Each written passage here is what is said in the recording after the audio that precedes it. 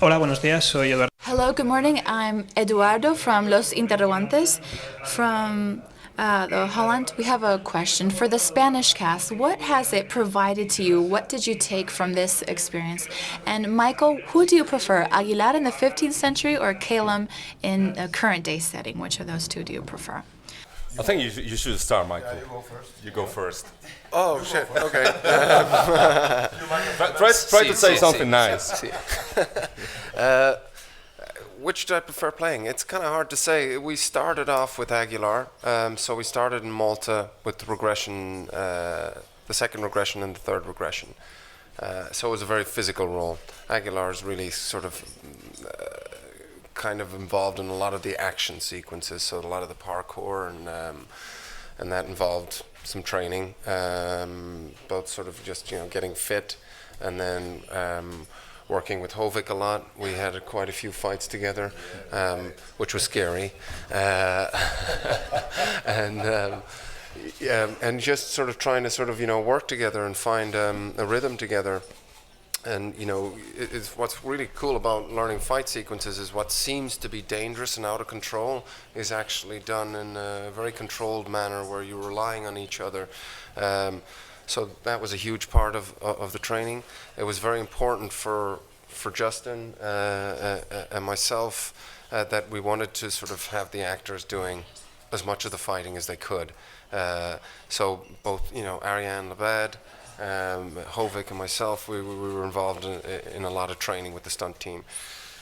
Callum then is more of a sort of psychological journey. He's sort of somebody who doesn't belong to something. It's for him to discover that he actually has a lineage to this brotherhood, and that he has to learn to sort of to sacrifice himself. It's not something that he finds easy. He's very cynical. His family's been taken away from him at a young age. And so he's had to fend for himself. Very distrusting kind of person. I didn't really answer your question. I'm sorry, but both of them were interesting in different ways. It was fun to run around and fight with these guys. It was also damn hot in Malta. So yeah, the whole thing was very rewarding, and also producing was kind of a new deal for me on this level. That was really a big challenge. I guess I wasn't aware of the video game curse until people like yourself started to tell me about it. So I was living in kind of ignorant bliss. For me, it's just whether something's good or not. And met the guys from Ubisoft at the beginning, and they started to describe this universe to me, genetic memory, that within our DNA we have the experience and knowledge of our ancestors passed down to us to help us survive, and that can be described as a sixth sense, a gut instinct.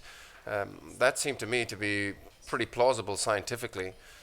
So that was an added advantage to be entering a fantasy world with that as our anchor. The world of Templars, fascinating. Here's a group of the elite in society, powerful people that run the world, and they believe in science and order. They also believe that some humans are not of the same level and in fact should be enslaved. So that's an interesting world to deal with. And then their counterpart are the assassins, who believe in free will at all costs and to protect the artifacts in the world from the Templars. So you've got the conflict there between these two ideologies. They're both fighting for the future of humanity. I thought, wow, that's going to lend itself very easily to cinema. And then this concept of the animus, this sort of genetic time machine that would allow us to visit whatever timeline we choose and to explore that era in history. And that element of it really I found fun. The idea that Adam and Eve were the first assassins that chose free will to pluck the apple in the Garden of Eden. And now with the Spanish Inquisition, when you can pick things that are familiar to us, either through sort of, the Bible in one case, or what history has taught us in another, and you can start to say, well, was there something more behind the Spanish Inquisition than this sort of religious cleansing? Was there something political behind the scenes between assassins and Templars? That's always fun to manipulate those sort of things. And what else? Yeah, I think that pretty much covers it. I think, with female characters as well, a lot of the times, especially with this kind of genre of film, they're sort of there to facilitate the male character. And it's so frustrating, and it must be so annoying for women to sort of watch that time and time again. The great thing about these two characters was that they're there of their own volition. They have their own objectives. They're not their journey or character arc is not dependent on their male counterpart. Sophia Reichen is a scientist. She's got her own beliefs. She sort of has her own objective. She wants to cure violence. And then you have Ariane, her character, Maria, who's actually a mentor to Aguilar, not the other way around as it was usually have. She's sort of, in some ways, the lieutenant to his sergeant. Who do we fight against? I guess we fight against people that exploit and manipulate, and the idea that that the world should be an equal playing field for all. I guess we're living in times where the disparity has grown so large now. The balance is off kilter. So yeah, I guess fight for human rights, and fight against for sure what's happening around the world today, which is really worrying. And we see this sort of repetitive sort of cycle of this xenophobic attitude. Fight against sort of racism and prejudice. I think it's a very important time for us to do that right now. Well, we're not going to tell you what we're going to do next, because that's a secret. But for sure, when we were developing the first story, we had an idea where we were going to go over 3 stories. I always believe in things in threes. It's my lucky number as well, but I just think there's something quite sort of neat about it.